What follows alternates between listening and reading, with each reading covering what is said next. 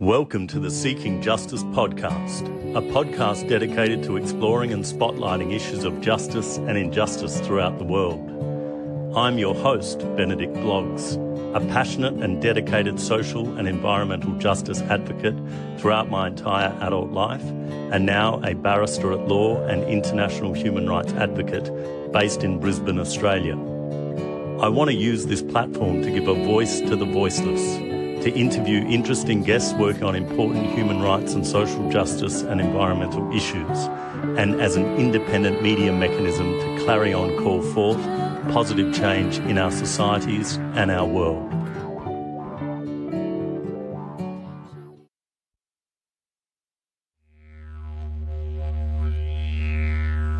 The Seeking Justice podcast crew acknowledge the First Nations peoples of Australia, specifically the Yagara and Turrbal peoples of Meanjin and Brisbane, the traditional custodians of the lands on which we live and work. We acknowledge that their sovereignty was never ceded. We pay our respects to their ancestors, their descendants, their elders past, present and emerging who continue cultural and spiritual connections to country. We recognise their valuable contributions to Australian and global societies. We acknowledge the stories, traditions and living cultures of our First Nations peoples and their contributions and sacrifices towards a better community and a better future.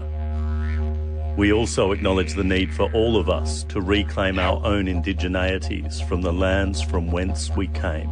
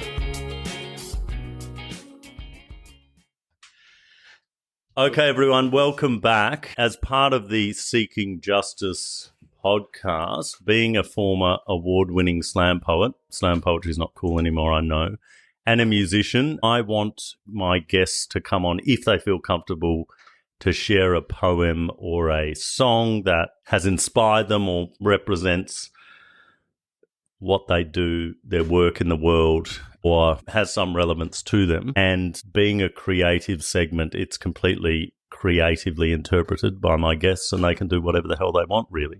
So Eddie has subcontracted this wonderful human being who's adorning us with his presence, Gerhard Jenkins. Gerrit.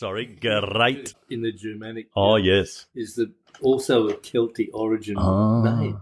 Germanic, yeah. Europe was once Celtic, and then, of course, they got pushed further and further. Yes. And the Welsh ended up with their own crazy language. So Gerrit.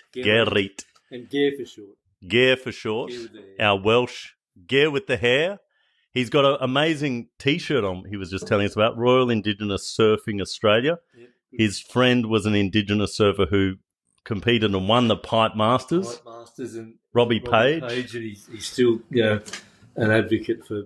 Amazing. He's out there Indigenous surfing. doing this stuff, yeah, helping the youth. Like, he's a real incredible. mentor. So yeah, he's a classic. And you also were talking about this beautiful guitar. Your friend, I've got a friend in Wollongong who's a master luthier. Yeah. I don't think you can see that's. I thought you were saying he was a Lutheran, and so he maybe is. But and then it's got a little garnish of hillbilly on top, doesn't it? It's got the hillbilly. This is very rare or beautiful rare Appalachian spruce. It's called red Adirondack from the up in Adirondack.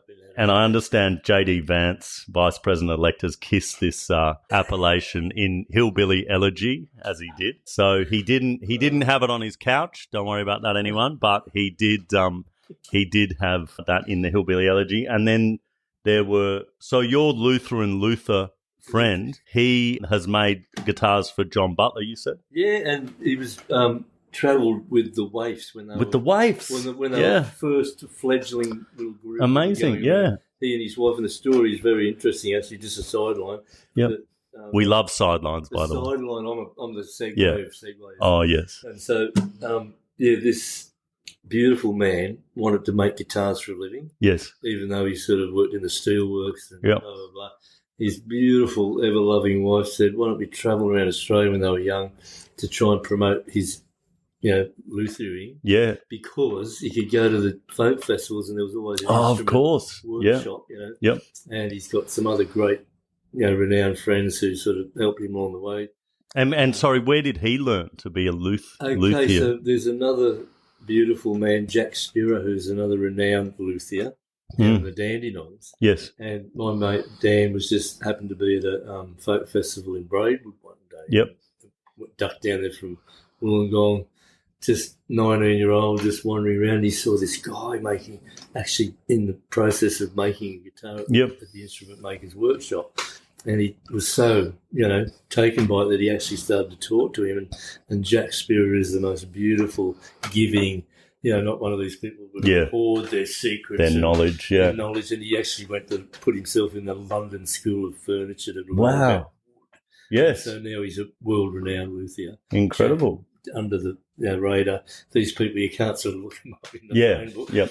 And so Dan just went on and on and on, and in the end, he's making these incredible instruments, Honduran mahogany neck. Wow. About 10 different timbers, blackwood, Aussie blackwood bindings. Wow. It's just the most. And hence no stickers like my Maton, which I've overly stickered in the back. No, because it's a beautiful guitar. On the. Oh, lovely. Yeah. Yep. And just one little dot of, pious shell. Wow. So, that's incredible. I feel blessed. Yeah. And it's so good to have a story with or to know where all the component parts of your guitar came from. If we had more time, I'd tell you that I met him when I was picking apples in Batlow. Oh, we'll get to that. We'll get to that in another episode called Gair-with-the-Hair went there with the apples. That's what we'll come to. But the reason we've got Gair is because Eddie has outsourced her and subcontracted her role. She's a fine singer. We have been jamming with wonderful folk songs and other things with her new beautiful guitar. But Gair-with-the-Hair has written a song about our good friend David, who's down in the Alexander McConaughey Centre in the ACT. Gair, do you want to just tell us about, you'd written a song. Well, tell us about your motivations for music and what you want to achieve. Okay, what my sort of story as a songwriter, I think, is that for years now I'm not a big fan of vacuous songs and vacuous sort of meaningless songs.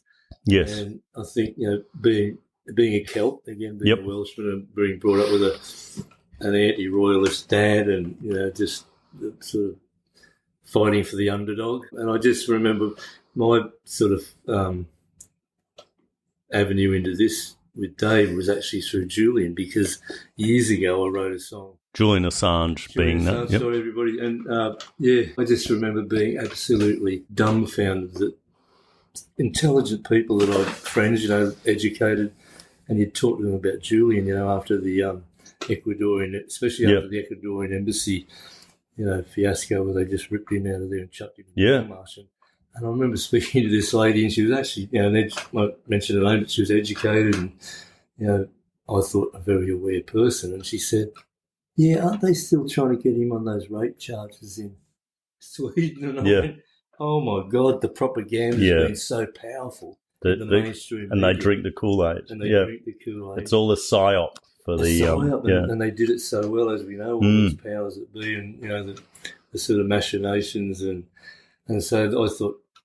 Well, I mean, absolutely you can swear. I don't know if I'm allowed to swear, but you are allowed to swear. I was just going to say, F this, I said to myself, I've got to write a song. Oh, it's amazing. Because being a songwriter, you think, well, I can't do much more. I'm not a politician. I'm not a this. I'm not a that. Yeah. I'm a songwriter. And I had that vision that even if 10 people hear this song and it makes them more aware. Well, so then I went into a full OCD sort of Aspergy sort of, I've got to write this song. The perfect Assange song. Perfect. Yeah. And John Shipton then heard amazing. It when I met Eddie at the Starcourt Theatre. Oh, incredible. Yeah, with everything Dave. Goes back to the Starcourt. It does. And Dave McBride was there. Exactly, course, by that time there was this alliance with, John and David doing their tours and all this, trying to raise awareness for Dave as well as Julian. And so through some freak of, divine intervention, the friend that did the video, there's a harrowing video because it's called Collateral Murder. I've got that in one of my songs. Okay. So I was just playing that to Eddie. There you go, because that's we know the pivotal moment. Or, exactly. The exposure. You've got to get this exactly. Dude. And so I thought, well, I'm going to call it Collateral Murder. And it's like this 7.5 minute Dylan-esque dirge about, and it tells the exact story. And so anybody listening to that story... Can we do that as well as the McBride? I'm Are you musician. Ready? He's ready. He's always ready.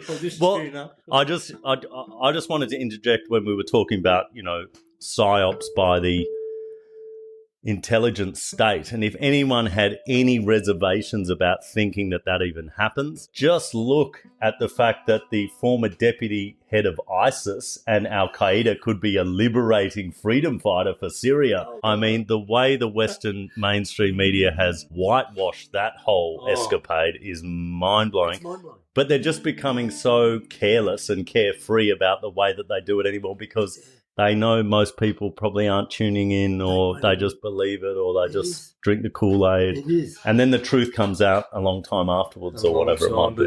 In the meantime, as we know, the people that are sort of ignorant, yes. I don't mean that in a disrespectful way. I think that if you watch mainstream media, you're never going to see... It's like, it's manufactured consent, as they say. Exactly. With Noam Chomsky. Manufactured consent, these wrongdoings and as you say, it's almost farcical how ISIS turns into this and that. Anyone that looks into the big picture can. Yeah. I mean, for people like us, and I don't mean that in a elitist way. I think we look and go, it's just being. Look what they're doing there. Exactly. It's just it's using your brain, your frontal lobe, and your executive function to engage in critical analysis. It's really not that. It's a very human experience. So. I mean, maybe someone should actually do a study on this, Eddie, for climate change purposes.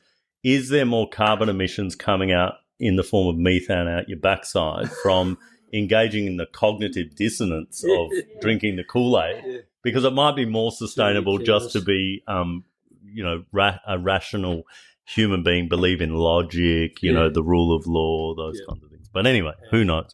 But it would be wonderful if you played both your songs, because that would also probably take us over the 3-hour mark, and then we can stick it to Joe Rogan and be like, we can say, Joe, we're longer than you. We go on the marathon of we like that. That'll be breaking news in the podcast world where everyone's too online.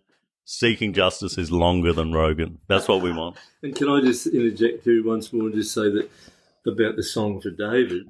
Yes. I was already on the bandwagon with Collateral Murder, and I felt, the honour I felt when John Shipton looked up at the screen and said, "Who wrote that song?" Amazing. And the next minute we became mates. I played at quite a few gatherings that he asked me, and he's enamoured with my daughter, as most people are, because she's another little songbird, Rosie. So what's her last name? As well, Jenkins. Rosie Jenkins. Rosie Jenkins. We love Rosie Jenkins. She's also tapping in. We play a lot of Celtics. Amazing. Yeah. Influenced, I'd call it. So, and where can people catch you? Well, believe it or not, we're having a house concert on the 8th of February. Oh, there you go. In Mullumbimby. This might not be dropped then, unfortunately. No, that's fine.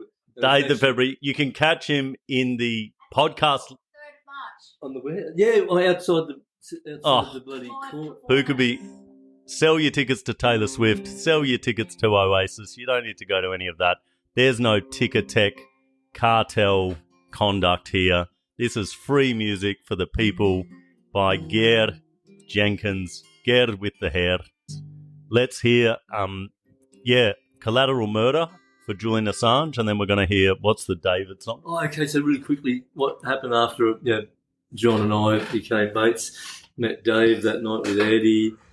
Within a whirlwind amount of time, it felt we were down in Canberra, and Rosie and I actually chanted outside the Supreme Court. So to do that with your daughter, and she's 25, which is amazing. Then to have a daughter who's switched on. Yeah, actually a bit of a sideline when she was 12. She said, "Dad, I don't want to know about all this stuff that's going on in the world, please." Now she's like, "Thanks for telling me, Dad, because none of my friends know." Oh my God, there's hope. There's hope for me and my 14-year-old. Yeah, there is always hope. Yeah. And so just really quickly, the Collateral Murder song, John was enamoured with that, and then I just said to Dave, "I'd like to write a song for you." And he said, "Oh, okay." And so the next thing I turned up and I'm focused on that. Yeah. So again, read the book 3 times. It's about kind of distilling the essence of the story into the song. Yeah, trying to make it as valid, and not colorised. No, which is tricky in a song. It is. Without making it gimmicky, but making it like to the roots of the tradition of folk music and that kind of all that sort of thing. And again, the genocide began, I was at a loss as to what to do. I had my 4-year-old daughter, and I just went, bugger this, I'm going to go out busking, and I called the project Busking for Love. And I went, and actually the first day I went busking was in Northey Street markets, and I turned up and there were so many people at the markets, and I just got stage fright and went, what the hell am I doing? Like, I don't need to be doing this. Did you do it? Yeah, I got up and did it, and I've got these beautiful photos because I did start some social media sites, Busking for Love. With my it was nice for my kids to see that as something to do. And the antidote for despair is action, Do you know the famous singer from the 60s singer? She had a short relationship with Bob Dylan. Joan Baez. Yes, that's exactly. And she's got that quote. So that quote, that quote was the inspiration. So I was sitting there, I learnt Masters of War, I was playing that, I was playing, all the kind of folk music that I knew. Yeah. And at one point, one lady came up to me, she was so exasperated, and she just threw $150 in my thing. And over the next few weeks, I raised about $900, which I donated to Medicine Sans Frontières and Palestinian Children's Fund, etc. I just wanted to get out there and use my voice, literally, figuratively, metaphorically, whatever, just to do something, and then I was the crazy barrister. I went in, which I am, the busking barrister. Well, it's true. The Courier Mail did a cartoon of me in my robes with my guitar. Yep. Like you got the little caricature. Exactly. And then I went and set my chambers up outside Parliament House in Speaker's Corner and called it Ceasefire Chambers. Did a media release and everything else. And they all, the mainstream media ignored me, but it was about getting the message out on social media that there's this privileged white male barrister who gives a shit about what's going on. Make enough money to get a Ferrari. No, that's right. So, I'm far from a Ferrari. And so really, we can write a song. Give me a fast car, far enough away from a Ferrari, something like that. Anyway, so Dave's song was born out of this impetus to really nail the stories of not only Julian but then Dave, because I remember he actually said to me in one of our chats, I'm not going to say the whole word, but he said, "I'm amazed." He goes, "I'm doing all these, the rounds trying to get awareness. Some people don't even know what this is all about." And that's what really rocks me to my core is that, again, I don't want to go sort of knocking these poor people that haven't got a clue, but I don't know how many people I've spoken to about Dave McBride. Who? But, and then, again, educated people. I work at the high school. Yep. The majority of the teachers, I don't think, have much awareness. Which is why songwriting can be so powerful. And if you think about Bob Dylan, of course, wasn't it Reuben Carter the Hurricane? Telling that story in that song must have created so much awareness about. It sort of helped him eventually release. Yeah, exactly. Yep. And that to me is the power of music. Absolutely. Exactly. And so, so I wrote Dave's song obviously after Collateral Murder, but I haven't played Collateral Murder for a while, and it's a long song. Is that okay? Well, absolutely. But do you want to play Dave's song first? Because we kind of did the... Yeah, it's a Dave. I think this is a special one for Dave. And what do we call... What's this called? Called Dave's song? This is called David McBride. Yep. Blew the Whistle. Beautiful. In brackets, if you really like so. And it's an audience participation song Okay. that we've done quite a few times now. Do we have, are we doing whistle blowing? Just do whistle. Oh, Eddie okay. had 1,000,000 whistles at the rally Amazing. in Canberra. Just let me whet my whistle. Whet your whistle, because Whet my when whistle. the time comes, you two can whistle, because I can't bloody whistle anymore. I've lost too many teeth on the hillbilly. I used to be able to do that one when I was at school. Oh, the old... Yeah, can't do it anymore. Is that something to do with age? So this is it. David McBride blew the whistle. I would call it, I think I tapped into his military sort of the desire. Like you said, he was this kid that wanted to be in the army. He wanted to be a soldier. Yeah. He had this passion, this drive, Yep. which, I can't relate to, because I'm an old surfy. Yeah. But I can relate that Yes. someone's got a passion that they follow through with, even though he went into law and barrister, blah, blah, blah, wasn't happy. Yep. Found his calling, and then being such a decent human being, then finds out that this mob that he's working for have got a shitload of skeletons in the closet and more. Literally. Figuratively. Metaphorically. All of the above. So I just said, it's David McBride blew the whistle. Australiana. Beautiful. Thank you. Take it away.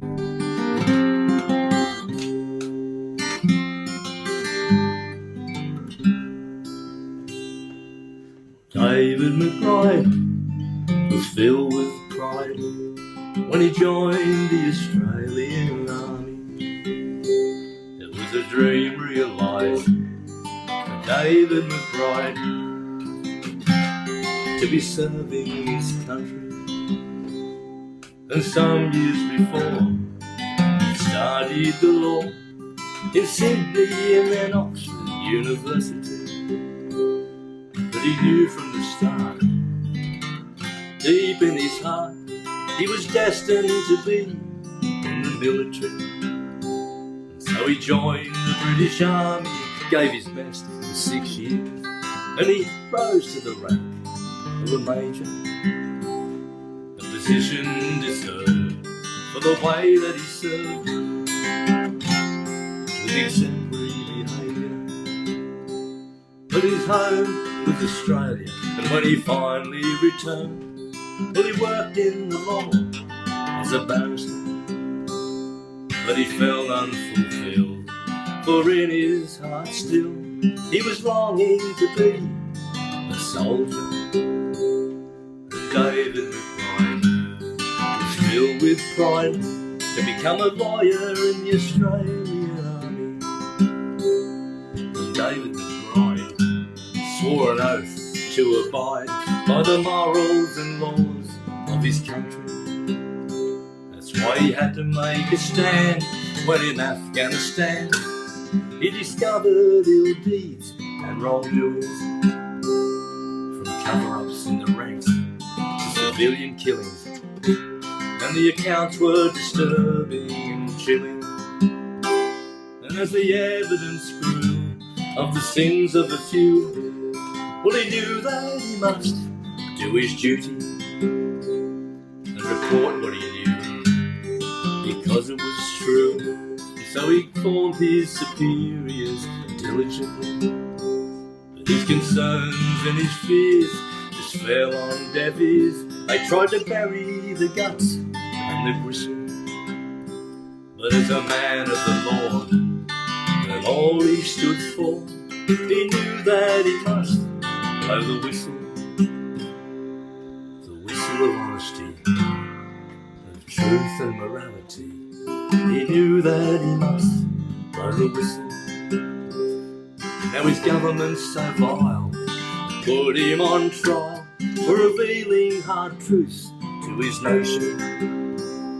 And the message rang clear for all to hear when the judge sent David to prison.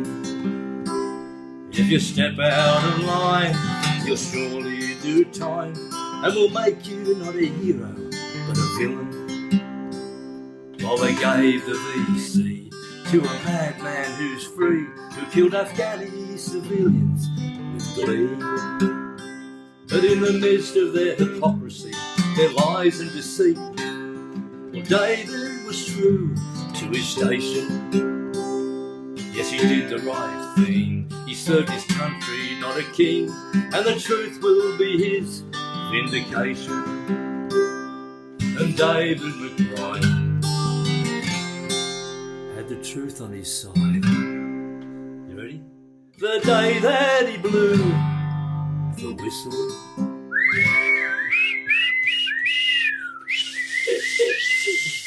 I'll put in some overdubs of this one, which I can't do. Free David. Free David. Free David. And David, hopefully you can watch this on one of your prison visits with Eddie. That'd be awesome. Yeah. Yeah. Shout outs. Oh. Buy the book, people, if you haven't got it already. And yes, it's excellent. That was beautiful. Amazing. Thank you. I'm very enamoured with your finger picking there. Oh, yes. And singing whilst doing that. Incredible. Sort of, yeah. You're a true troubadour. I think there's definitely in my family that sort of Welsh musicality. Yeah. And beautiful. Funnily enough, I went to boarding school in Sydney. The old man shipped me off to Scots College to be something more than a bricklayer, which is what the bloody not Scots College. You should have gone to Welsh College. I was going to say because the Scots College wasn't my cup of tea at all. Yeah.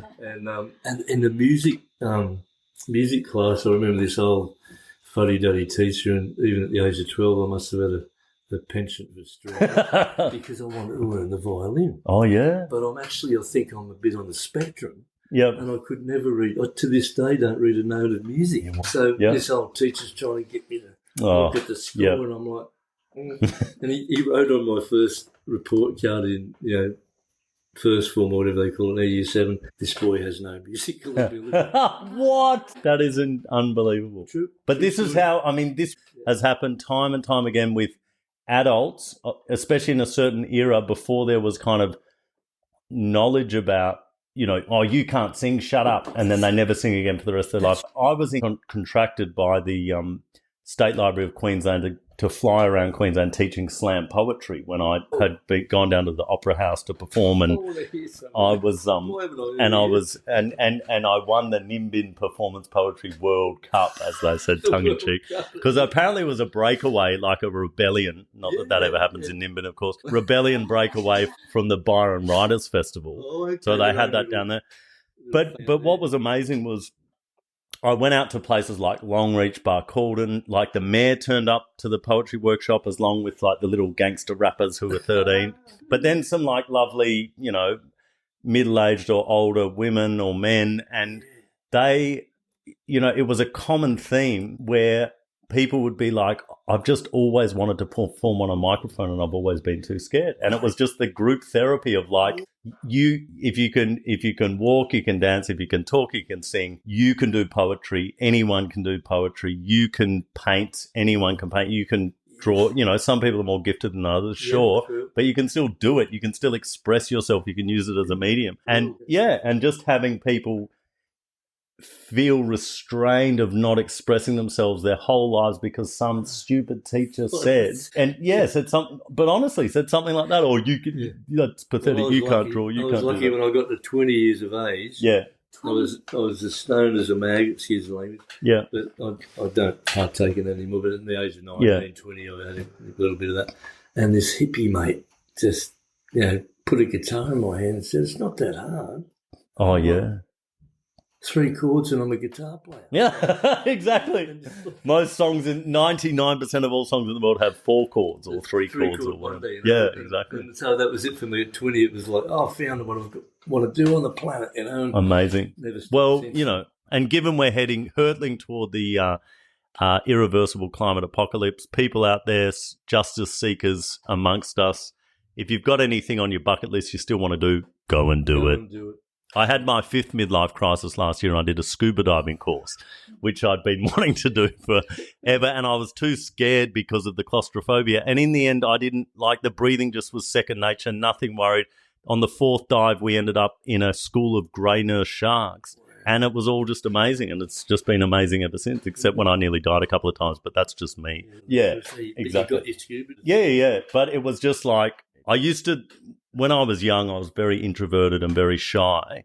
And in order to the thing that got me out of my bubble was becoming an environmental activist, standing up for trees, giving the voice to the voiceless, whatever. But I also used, there was a Red Hot Chili Peppers album, and at the end of one of the songs they say, as the Butthole Surfers say, it's better to regret something you did than something you didn't do. Now, there's exceptions to that rule, of course, like, being a serial killer or taking heroin or whatever. But in terms of putting a positive swing on it, and if you feel that you want to get up at a poetry slam or an open mic event, but you're a bit scared, just do it, Courage is feeling the fear and doing it anyway. It's not about, no one's fearless.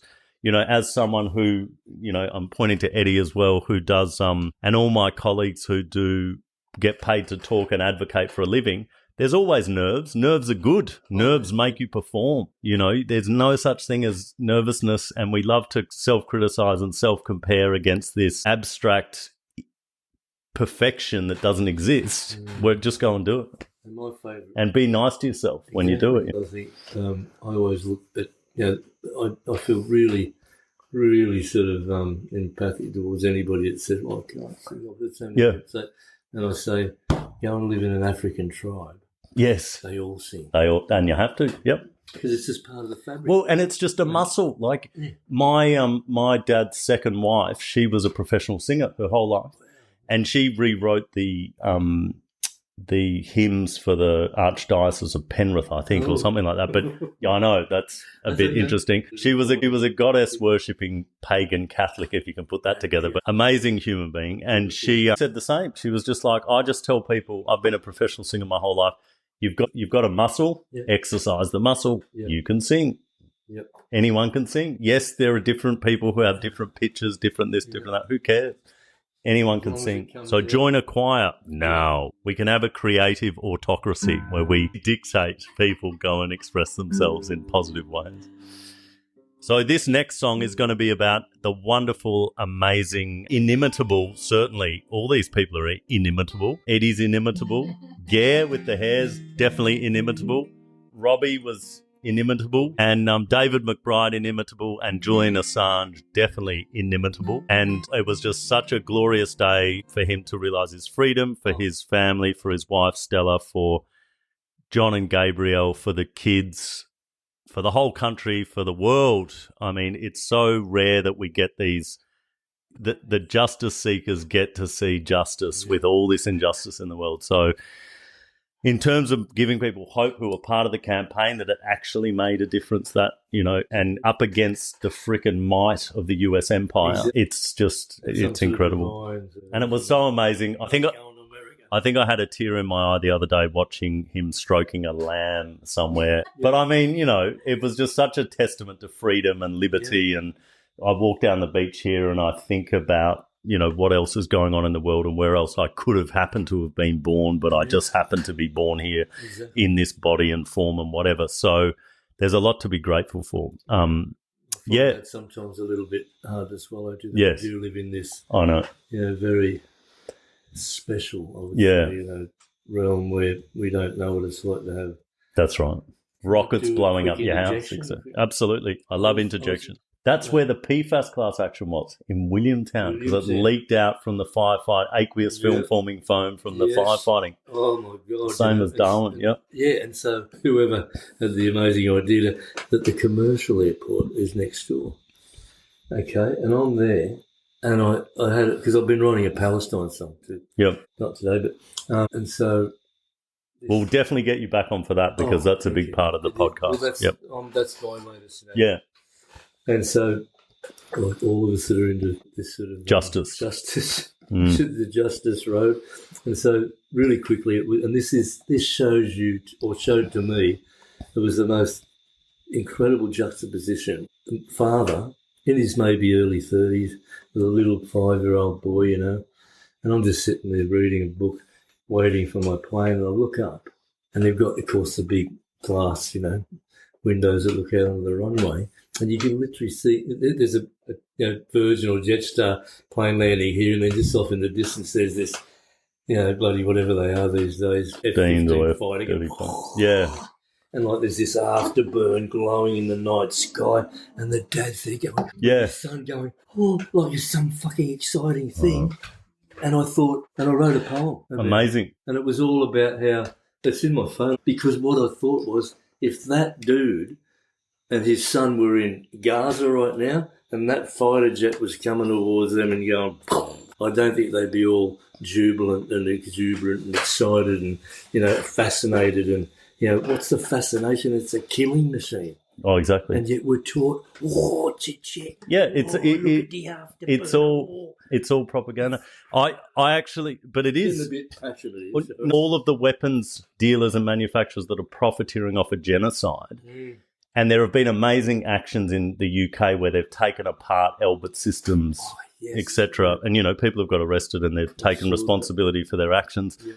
But I actually signed up to Lockheed Martin just to get their insanely inhuman emails where they boast about all this disgusting crap that they make. Do with this stuff. Yeah, and it's all like tech bro kind of whatever, and it's just like it's an insult to the dignity of humanity that even exists. But I want to witness it. I was having this conversation with my mum the other day. She was like, "Oh, it's all too much, da da da." And I was like, "Mum, at least you have the privilege to say that it's all too much. All we need to do is bear witness." I mean, my mum got me writing letters for political prisoners for Amnesty International when I was 15. And so she's been a big inspiration in my life. But she's like, doesn't want to deal with it. And, that's fine. But I still think that even if you feel helpless, good, feel helpless. Yep. Try and find things to do from that helplessness. Write songs, write music, write poems, keep speaking.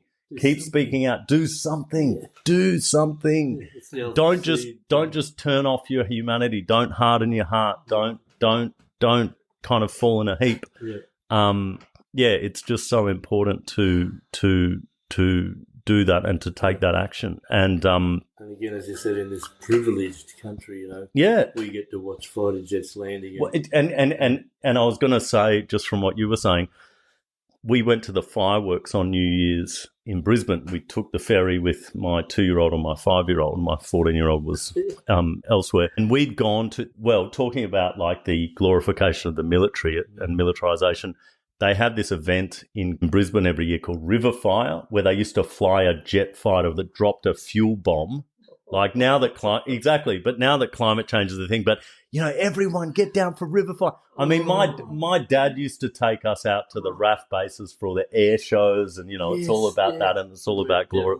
Yeah, and it's all about and I mean, my old man was drafted for Vietnam, but he was just lucky. He'd finished his university degree. He was 21.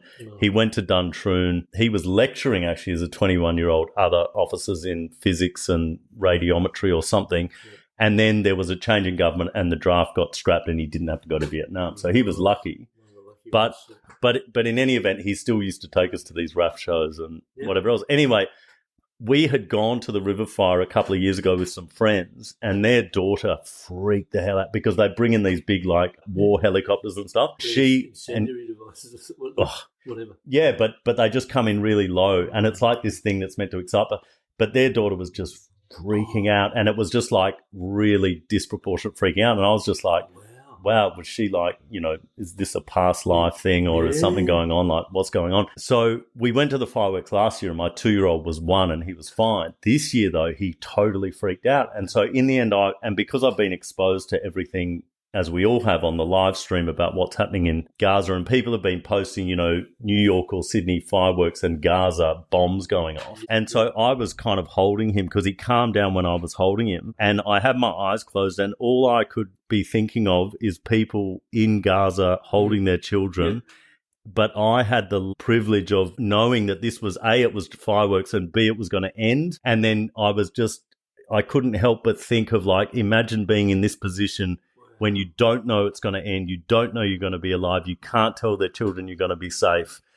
And it was just it was full on, but it was, again, bearing witness. It's like having, I can come out of that experience and be safe, but it really made me think, it's just another level. And for people to not pay attention or not be bothered to pay attention, I mean, that offends me deeply. Again, I keep saying that I don't want to sound elitist or whatever, or above, or thinking above others or whatever, or it's just on a different level, obviously, because again, as you said, but that was really poignant how, you get to hold your son and comfort him, but, you're not going to get blown to pieces. Exactly, yeah. And I know it's going to end. So the noise, because I was in there, I was just like, I wish these fireworks would stop, because I could tell he was upset, and it's just like, when's it going to stop? And it's just like, and then I was just like, I'm not even going to look at them. Like, it was kind of as a kind of a protest for myself. Like, I'm not going to enjoy this, because I know there's people in the world who are being blown apart at the moment, who can't enjoy anything because they've been restrained from doing that. Yeah, in living in horror against they didn't choose to be born where they were. No one chooses that for themselves. We better get to the... Did you want me to do Collateral Murder? Yes, please. I will say, it's obviously a past thing, because I was trying to raise awareness, to help Julian's when he was in Belmarsh. Yes. No, that's good for the historical record. It's a historical... Yep. John Shipton asked Rosie and I to perform at a gathering, just after Julian's release. And we were honoured to go to St Kilda, where he arranged, he had a big birthday bash for Julian. Oh, awesome, yeah. And so we played with, in front of a few hundred people. Amazing, St Kilda Sports Club to celebrate his release from and birthday, and his birthday. And so anyway, and when, at the last sort of gathering, Julian's out of jail and he's back in the country. And I said to John, I don't think it's relevant to play Collateral Murder, is it? And he went, I'm telling you it is. And when John Shipton says, I'm telling you, so I feel just really honoured that he sort of, I think loved the song. He got where I was coming from. Yep. And he said that, no disrespect, but a lot of people had written some songs that he's written, and he's like, they didn't hit the nail on the head. Well, because this isn't about me. That's right. Yeah, exactly. And there's not one egoic. There were a lot of people involved in the Assange campaign where it was all about them, and that happens. Unfortunately, it's human it nature. is. It is. Yeah, ego, totally a powerful thing.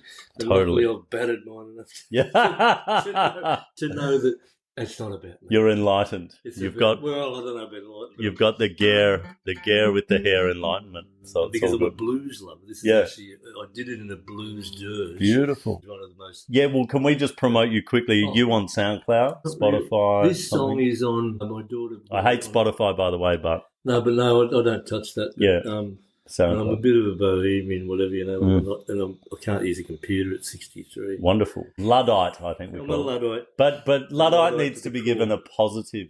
Now that we're in the era of AI, robot, autonomous weapon systems, I think people need to reimagine the history of Luddites who were actually taking apart the industrial machinery because they wanted to preserve the integrity of the community and not allow that just blatant exploitation of people. The rise of the machine. So, exactly. Rise of the machine. One of my favourite novels is Thomas Hardy, Far from the Madding Crowd, because that was based in England at the time of the Luddites. No, and that sort of massive, just roller coaster snowball of industrialisation, where people were taken from the land, and now we've got still in Yorkshire in the north and in Wales all these rows of little workers' cottages because they had to go down the pit, and down the steelworks, and so a great novel. Collateral Murder is a blues dirge.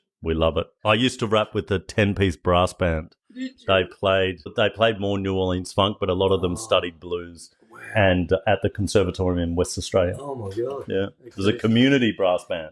So they play at protests and whatever. Oh. Most of the musicians, my friend, it was a conspiracy because he wanted a brass band. So he got these musicians from the Conservatorium who didn't really care about any of the politics. They just wanted to play music. He got the band into all the politics, so they had to play the music.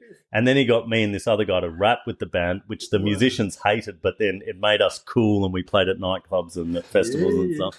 And so it was an elaborate conspiracy for positive community participation. It was cool. The whole, enmeshing. Because, it's all music. Exactly, yeah. And so this is it. Collateral Murder, written for Julian in his probably darkest hour. Yes. Make it or not. And so, yeah.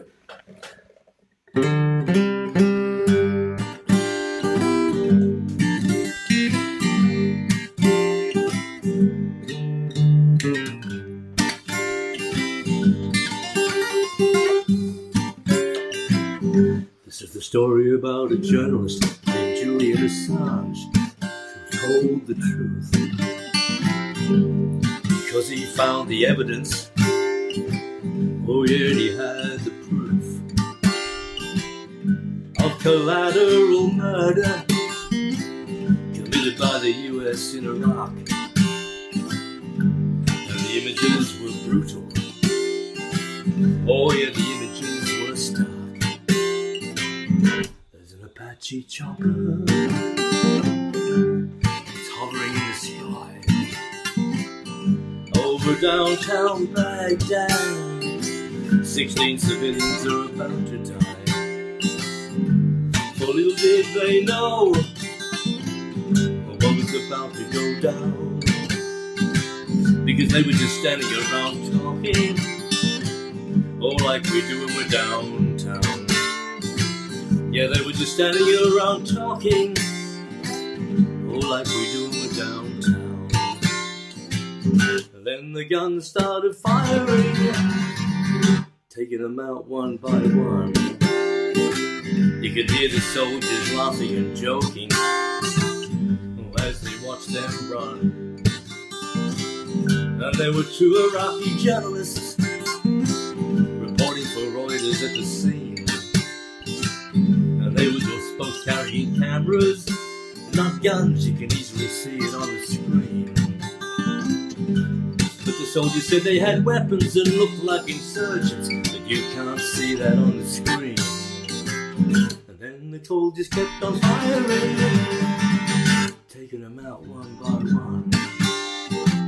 You can hear the soldiers laughing and joking as they watched them run. Then a man came along in a van with his 2 small children by his side.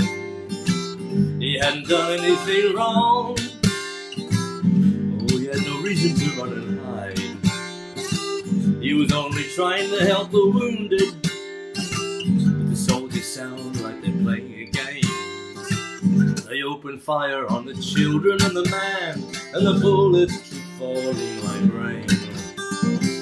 One said you shouldn't bring your kids to a war, and they laughed with no conscience or shame. And these are the things they don't want us to see. These are the images you won't see on TV.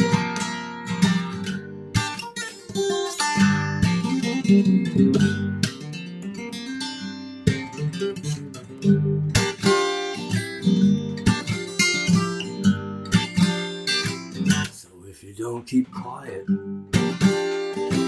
oh, if you dare to speak, then you'll end up like that good man named Julian Assange from WikiLeaks, thrown into prison and falsely charged with espionage, while the real war criminals, oh yeah, well they're still at large. Like the real war criminals, yeah, they're still at large. Because those criminals started a war those civilians didn't ask for. Because those criminals started a war for the oil and the spoils those civilians didn't ask for. Because those criminals started a war for the oil and the spoils that they should be trying for.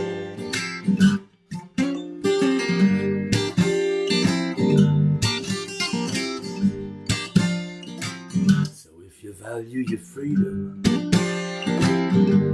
your freedom of speech, then we better be like that good man named Julian Assange from WikiLeaks, and stand up for justice and your human rights by exposing the lies and the greed and the crimes they want hidden from your sight. By exposing the lies and the greed and the crimes they want hidden from our sight. And these are the images you won't see on TV. Live the things they don't want us to see.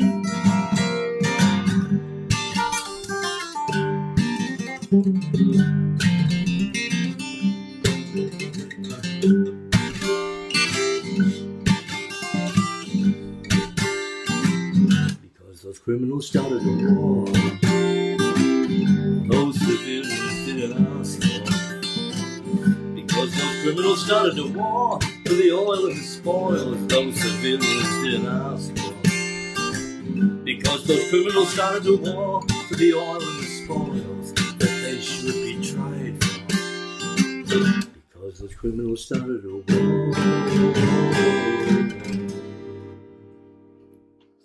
Woo! It's a bit of a hard one to play. Amazing. No, I want to touch those hands, maybe get some magic finger picking sure power. But that was it's a bit of an epic. I've got no excuses. not at all. Not at all. That was incredible. Infectious groove comes to mind. The words infectious groove. I think as a blues lover, You totally nailed it. Back to the Delta. I think we found the soundtrack for the Seeking Justice podcast, which would be wonderful. That was amazing. Be great if Julian heard this at home with Stella and the kids, had a little boogie.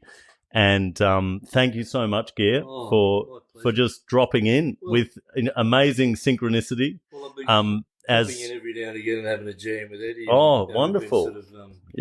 Hasn't happened for a while because she's obviously a very busy woman too. But, but I feel honoured. It's amazing. Anything to, spread the word. Put that little tiny iota of... Well, hopefully we'll get it right out there and people will be able to search for your songs online somewhere, even though you're a Luddite, a committed Luddite. One of the on YouTube, under Gair Jenkins. Oh, yes. How do you spell Gair? Like hair. Oh, yeah, Phonetically. G-A-I-R. To make it easier. I got called a wog in Wollongong in 1967 as a migrant because I spoke like a little Welsh boy. And the Australian kids would say, "What's your name?" And I go, Gair-right. Gair-right. Another wog. Oh, yeah. Because there was Italians, Greeks, Polish, Yugoslavian melting pot of 60s migrants. Oh, so yeah. if you had a weird accent, weird name, you just got called a wog. I think it was WOG an acronym? Well, my dad liked to tell me that it was for Western Oriental Gentlemen. No, maybe not. No, I think that there was some. Well, maybe it was, and the racists didn't realise that that's what they were saying. But who knows? But it sounds very Tolkien-esque actually when you're saying that. Is there a Gerhard? The German. Sorry, keep getting mixed up. But Gair-right is in Tolkien. Is there a Gair-right? With Welsh, yes, and ancient Celtic history. Because he wrote from Tasmania. He was down in Tasmania, and the Blue Tier Forest. There's some connection up there because I don't know. Elven sort of exactly. Exactly. Yeah. But Gair-right, it was a real figure in Arthurian legend. And he was one of the protectors of the realm. Oh, yes. In the Knights of the Round Table, there was Galahad, Gawain, Lancelot, all these. Gair-right was one of the protectors of the realm. So that's my dad's. That's amazing. Love of Celtic history, and it is an ancient Welsh name. So that's so cool. It wasn't good as. Do you have a middle name? Glyn. Gair-right Glyn Jenkins. Oh, good. GGJ. Thank you, GGJ. Yeah, lovely to meet you. Thank you. We feel honoured. We'll have to have a jam. Absolutely. And thank you, everyone, for tuning in, and we'll see you in the next episode.